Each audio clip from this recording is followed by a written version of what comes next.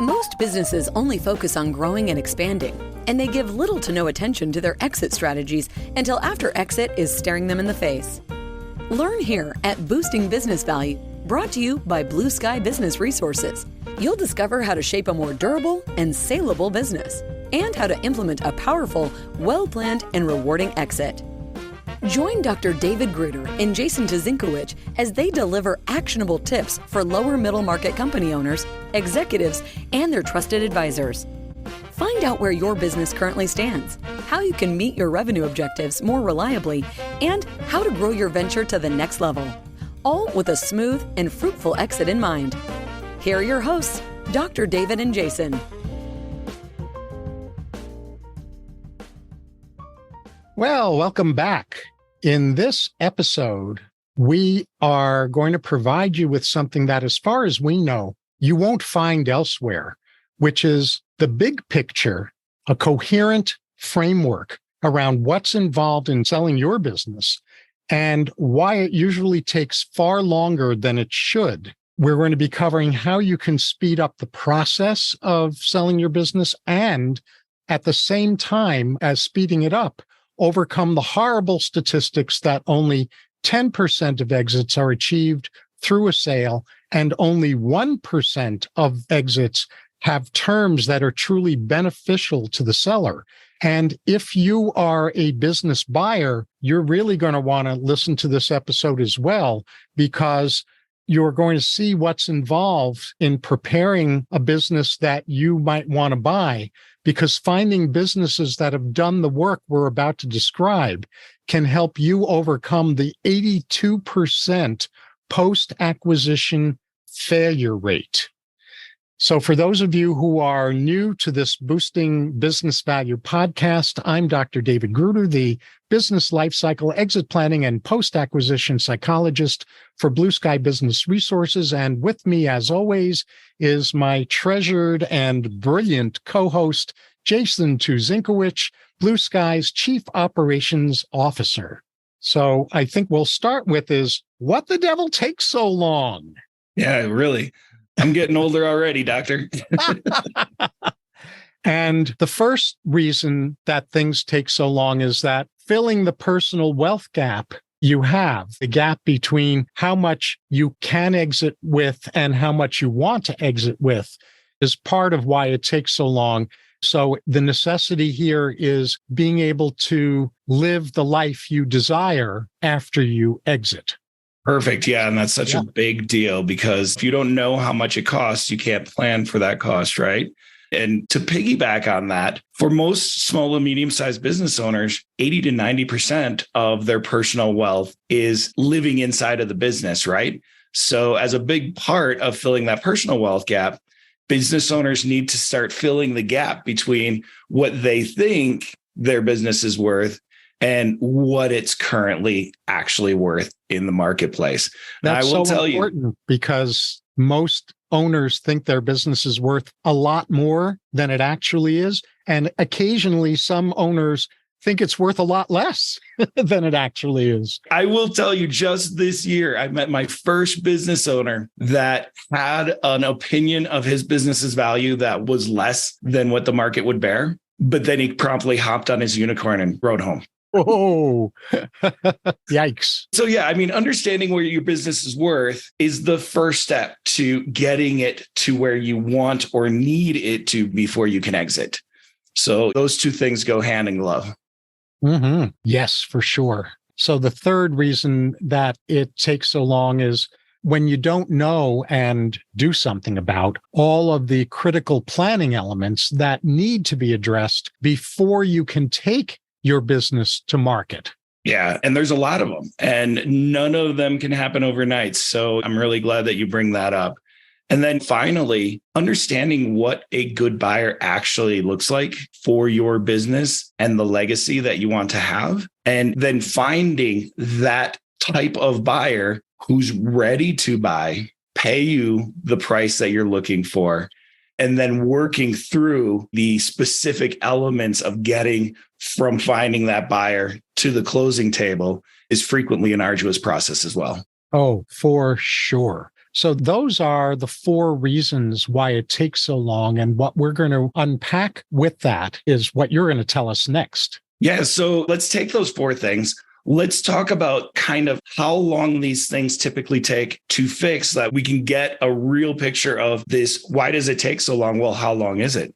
Right. And then let's talk about, at the exact same time, normally we do all the challenges and then we do a success roadmap and then we walk through our key takeaways. We're going to hit you with everything all at once. We're going to tell you what the issues are and the timing. And then we're also going to talk through the mitigating measures and what you can be doing to improve that. And the big thing here, as Dr. Gruder pointed out in the intro, is everything that you can do with your business that is a time-saving measure in exit is also helping to create a more valuable business, which ensures a more successful exit. So we're going to focus on the time aspect here, but the quality aspect is just as important. Mm-hmm. And so listen carefully, because we're going to be describing for you how you can shorten, at least somewhat, the amount that it takes to sell your business. So unpacking the first element that we just described, personal wealth gap.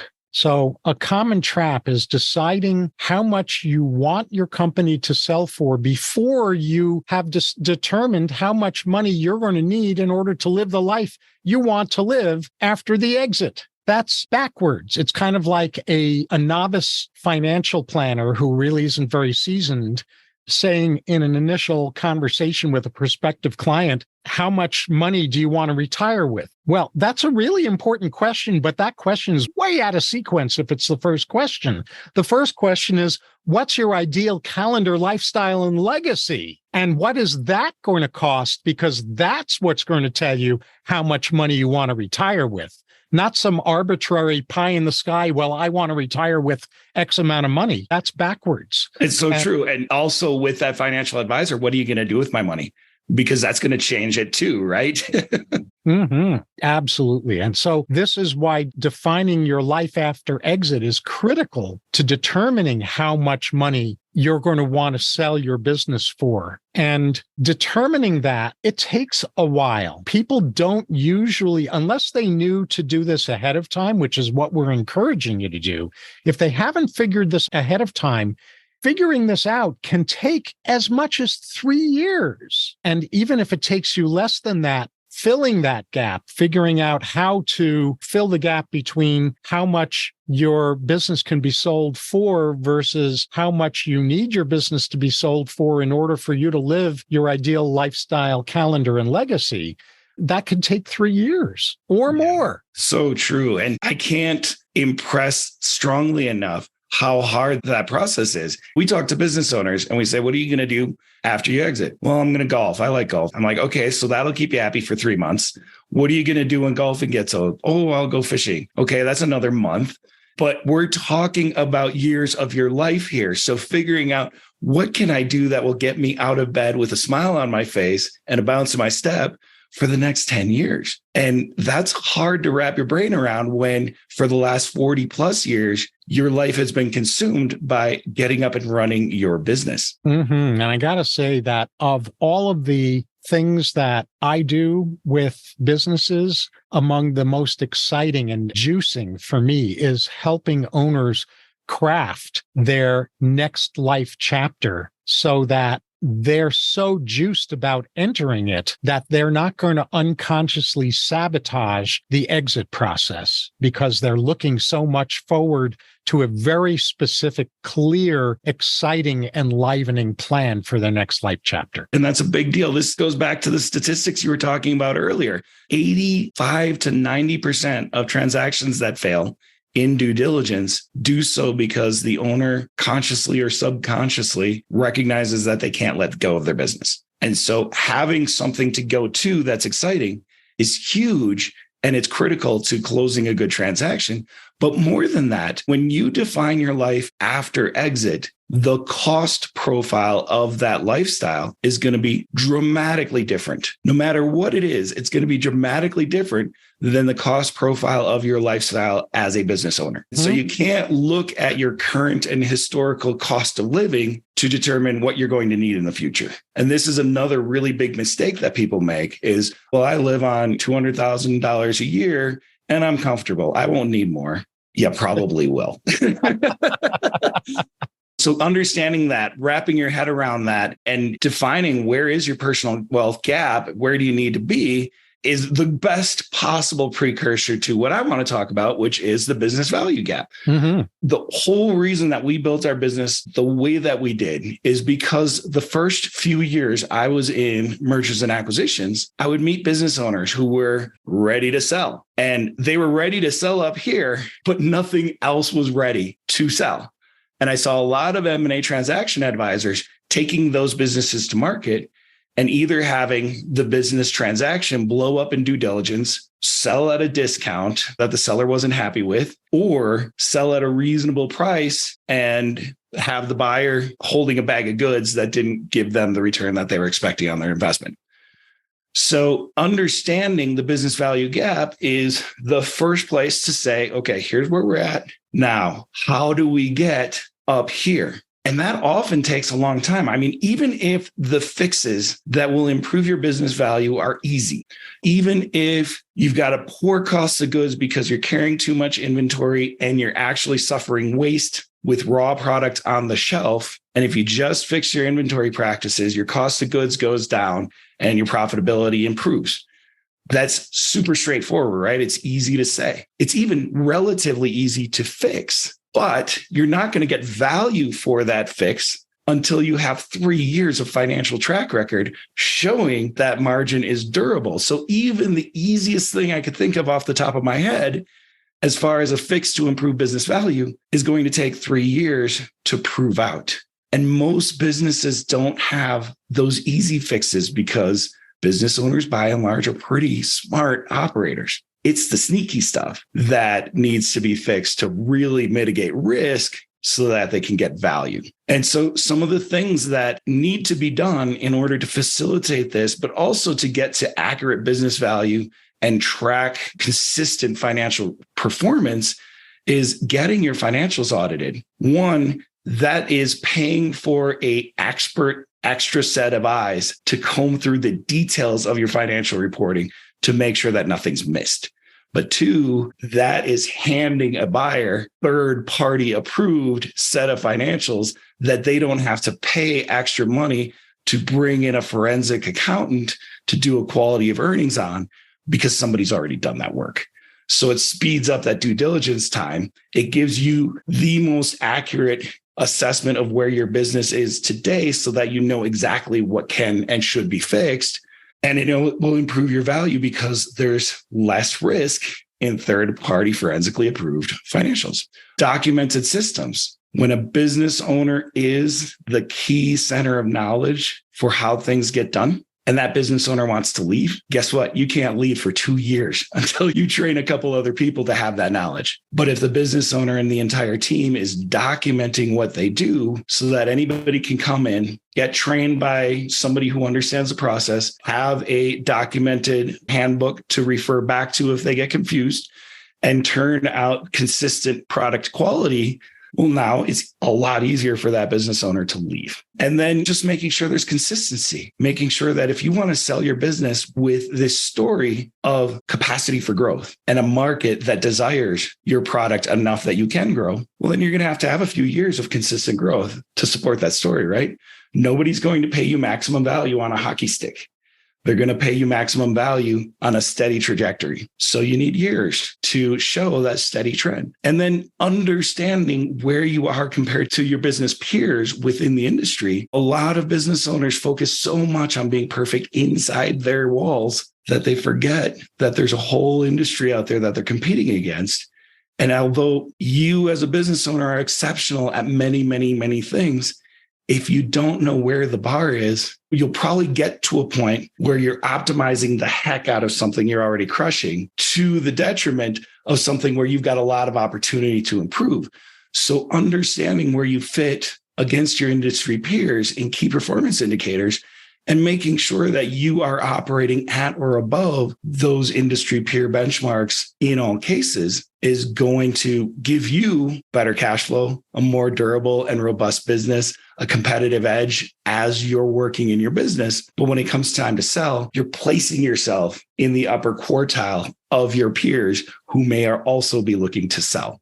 So all of these things, you can see how they're relatively straightforward conceptually. But every single one of these elements is going to take probably 1 to 2 years to perfect, and then another 3 years to provide that historical record of perfection.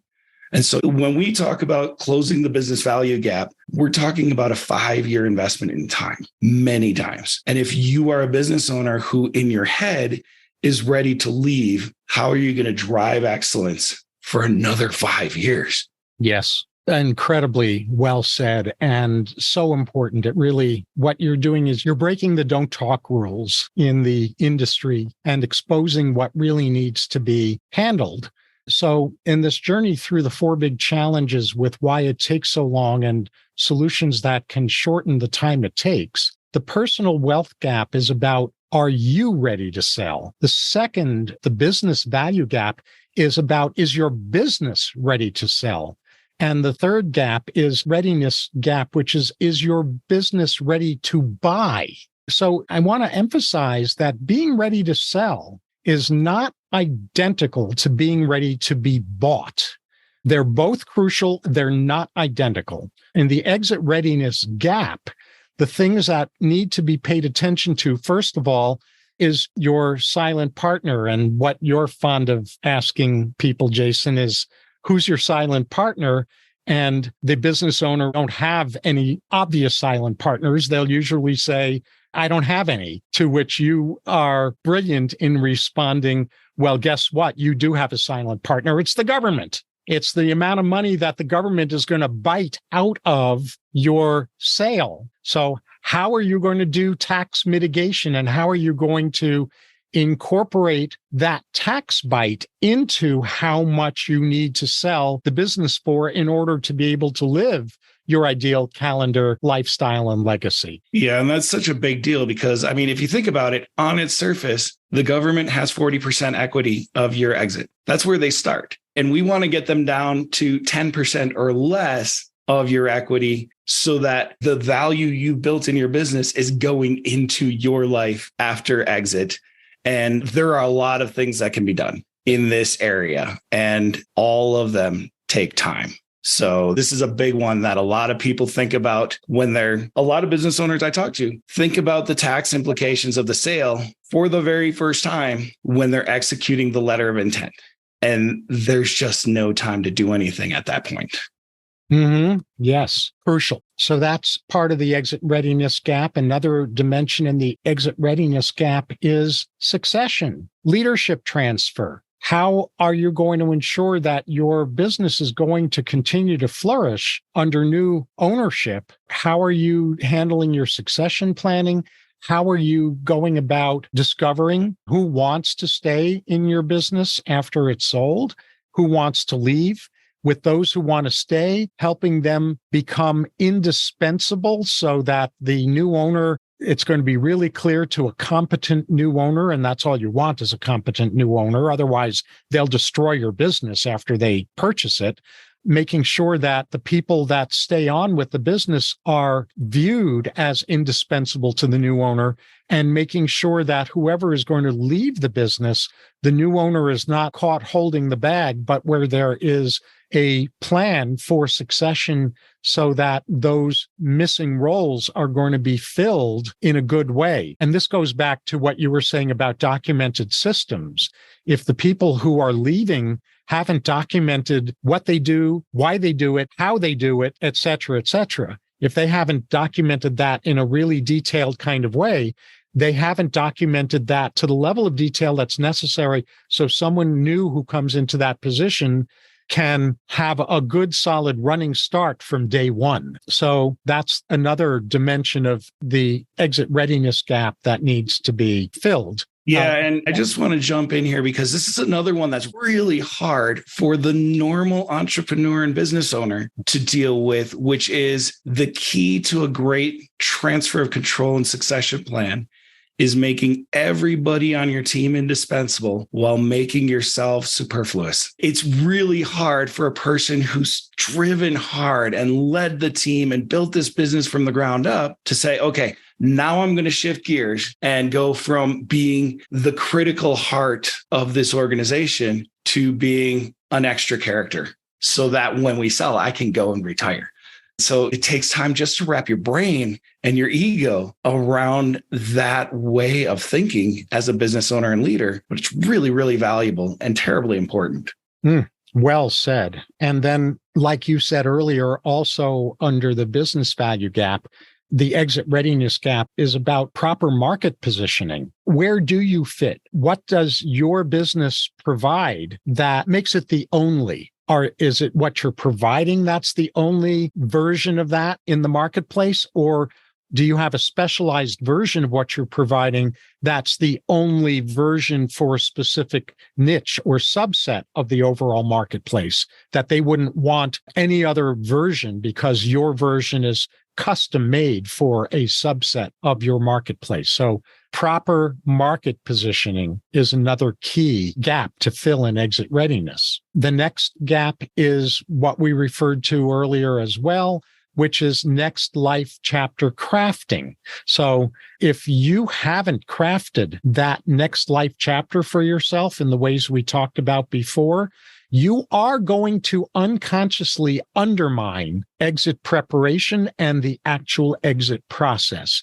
You're going to do it despite the part of you that wants to sell. Without a compelling next life chapter that you are juiced about entering into, and you are clear enough about the specifics of so that you know what you're juiced about, you have an exit readiness gap. And again, this exit readiness gap, filling all of the parts of this exit readiness gap, it's not uncommon for that to take around 2 years, because think about the amount of time it actually takes to decide who is part of the succession plan and to groom them so that they're ready to fill the roles that they're going to be filling as you make yourself more and more superfluous. And it also is going to take time to make sure that all of the systems documentation is in place so that those who won't be around after the business is sold are not creating gaps that are going to prevent the business from continuing to flourish. So this can take at least 2 years. Yeah, it's crazy. Everything we've been talking about so far is in the scale of years. And this is what we mean by it takes so long to sell a business, because all of those years we've talked about so far, and we haven't even begun part 4, which is the implementation of a sale. And so all of this work, we've been years and years and years here getting ready to have a business that can be sold, to have a business that buyers find attractive, to have a plan for your life after ownership. And now you can take a breath and say, okay, we're ready to start selling now. So the last thing we're going to talk about here is the sales process implementation. And any investment banker, business broker, M&A transaction advisor that you will meet, they will all tell you it's a marathon, not a sprint. But they're meeting you at the last stage of the marathon. So I think of this more as a triathlon than a marathon. And so once you finally start the sales process, what goes into that? It takes a couple months to develop all of the marketing materials. You'll hear people talk about a confidential information memorandum or the book, which is what potential buyers who execute a confidentiality agreement get access to determine, is this a business that they're interested in, and what range of values would they place on this business? There's a lot of information that has to go into that. There's disclosures, there's financials, there's all of this stuff, the culture, the history, the markets, everything has to be disclosed in this document in order for buyers to determine, is this a business I'm interested in? It takes a while to write that. And then you have to have a teaser, something that is pre-confidentiality agreement that you can go out and promote the business with. You have to create a list of targeted buyers, people that not only could buy your business, but you have a compelling reason why they should buy your business. And then you have to identify these people. You have to call them, interest them in executing a confidentiality agreement, get them to read the book, answer all their questions, and push them into the process of negotiating an offer. That takes months. It takes months to wrangle these cats on fires, because especially if you're going to a strategic buyer, you're going to be talking to an executive of a business that is running, and their attention is going to be focused 98% on keeping their business running and 2% on maybe buying your business. So there's a lot there. And when you're talking about private equity groups, it's not any better. Their sole focus is buying businesses, but they look at 1 to 200 businesses a year to buy one. So you have to make yourself stand out in this crowd. And you have to get their attention long enough to get them to be interested and fall in love with your business and give you a good price. Once you've done the negotiation, you have a letter of intent, you've chosen one buyer that you want to get married to, then there's a due diligence process. And the due diligence process is bankers. You got to get financing. In a high interest, down economy, you're going to have bankers that are very stingy with their money. They're going to take a long time to get convinced to approve a loan. You've got potentially a quality of earnings report, which is the forensic audit of your financials that we talked about earlier. That can be mitigated or sped up at the very least with audited financials. Also with audited financials and a great track record of growth, that speeds up the bank's process because they see you as less risky. And then you got the legal piece. And I love lawyers. They charge $50 to print a piece of paper so that they can read it, because they won't read off their computer screen. But it takes time to print those pieces of paper, and they'll charge you for the 15 minutes it took to print. But they're laborious. They work by the hour, and their sole responsibility is to protect you from risk. And so the negotiating of the definitive agreement is a long, drawn out process, because you've got yourself and your advisors trying to get you maximum value while you've got a lawyer that's trying to get you minimum risk. And you've got to try to get this all in a document that the buyer is trying to do the exact opposite with. And so all of these things take time. And again, if you've already done the steps that we talked about previously, then you've mitigated a lot of risk, which means there's less for the lawyers on either side to worry about. You've got really clean records, which is easier for a forensic accountant to go through. You've got a great, strong, growing business that is easier for a bank to get behind. And you've got a transition plan that makes everybody feel more comfortable with this transition. Well, all of a sudden, we can take that due diligence process and speed it up a little. So with all of that, I'm kicking it back to you, Doctor. Yeah. So let me do a quick summary that leads up to the final part of what we're going to say before we move on to takeaways, which is think about what's involved in making sure you as the owner are ready to sell. What's involved in making sure your business is ready to sell. What's involved in making sure your business is ready to buy.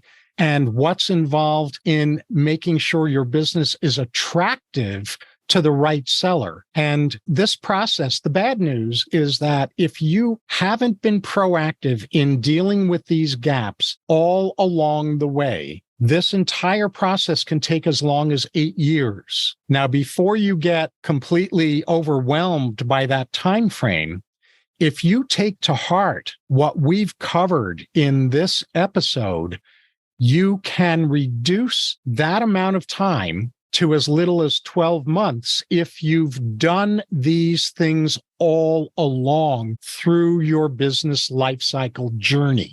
Then getting through all of this can take as little as 12 months in contrast to 8 years.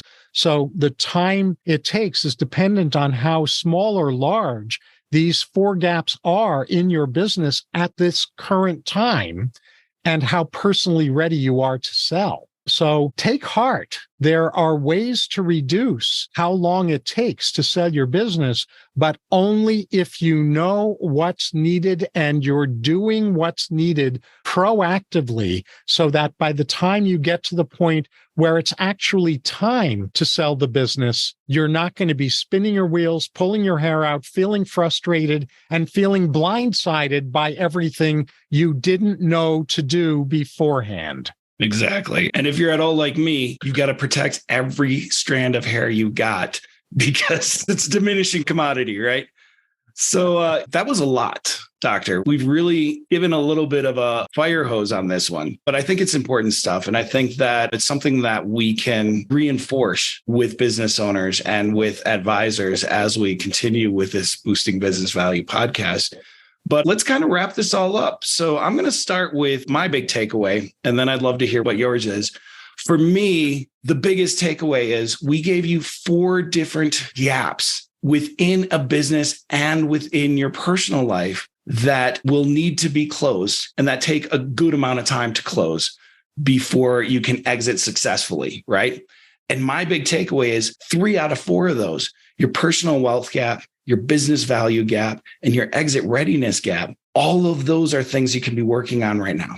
You don't have to be looking for an exit to be working on these things, to be aware of, to start thinking about what you want your life after ownership to look like and how much that's going to cost. To start looking at what your business is worth and how to boost that value to get it where you want it to be. And understand how attractive your business is and how much equity your silent partner has in your business. And how do you improve those things? Those are all things that you could be working on today so that when you decide up here that you're ready to exit, you can also look around your business and your personal landscape and say, yeah, out there, it's ready to exit too. Let's go. And the last thing that I want to say about this is, like we said in the beginning, not only are we talking about reducing the time to exit your business when you choose that is where you want to go, these are things that improve the value of your business. It improves the cash flow of your business. It improves the durability of your business in troubling times and the adaptability of your business in changing markets. So even if you're 50 years away from wanting to leave your business, doing this stuff today is beneficial to you as the owner of an investment instead of an operation.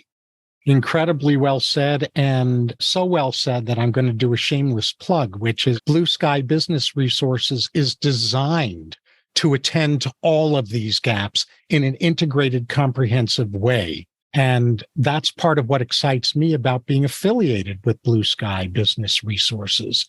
The 4th gap, the sales process. The takeaway there is that the sales process goes a lot more quickly when you have the first 3 elements that Jason just reviewed locked and loaded.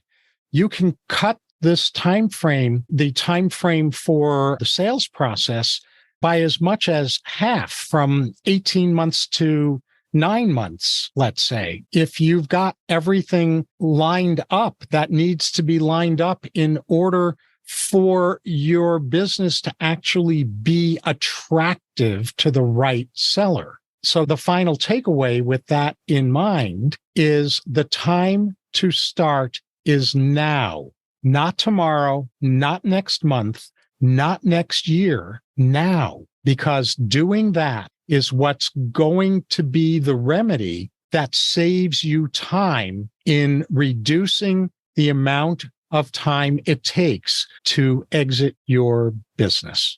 Brilliant. And I'm going to do a shameless plug for the Boosting Business Value podcast, because I realize there's something that we didn't give enough attention to during this entire session that I want to point out, which is it takes a village to get this done. It takes not only an extraordinary operating team and leadership team within your business, but an exceptional and diverse advisory team. And these different elements require different skill sets from your advisors.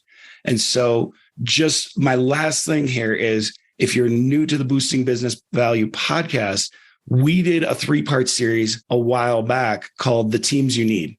And this goes into great detail about those advisory teams. So if you're interested in this and you want to get going and you don't know where to start, feel free to call us at any time, but also check out the 3-part series, The Teams You'll Need, and get a little bit more insight into how that goes.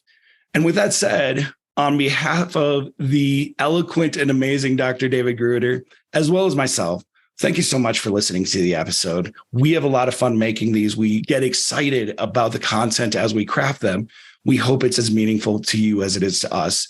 We always invite you to click the subscribe button on whatever platform you're checking us out in so that you can be notified immediately when we release future episodes. We try our best to get an episode out every 2 weeks, but we're very busy people. So sometimes we slip. We have great interviews with amazing people who also have very busy lifestyles. So sometimes we have scheduling conflicts. So just make sure you're getting notified so that you don't miss anything. And then we love reading your thoughts and comments. Your feedback helps us create content that is going to be meaningful to you. So feel free to also send us your feedback, comment, question, give us topic suggestions, whatever you want. And all episode pages, if you're interested, we have full transcripts and more information at blueskyadvisors.net/podcast. And last but not least, we do have a myriad of extraordinary free tools to assess the quality of your strategic planning, the strength of your business infrastructure, provide some really actionable insights for your business. You can find those at our website at blueskyadvisors.net to get started. We'd love to see you take those surveys and get some free insights into growing your business. With all of that said, thank you so very much and have a great day. That's all for this episode of Boosting Business Value. May your new learning result in the smoothest and most profitable exit strategy for your business. With the right knowledge and guidance, the sky's the limit to what you can do. Do not miss an episode by subscribing to the show. And if you want to learn where your business currently stands, we also have free key opportunity assessments.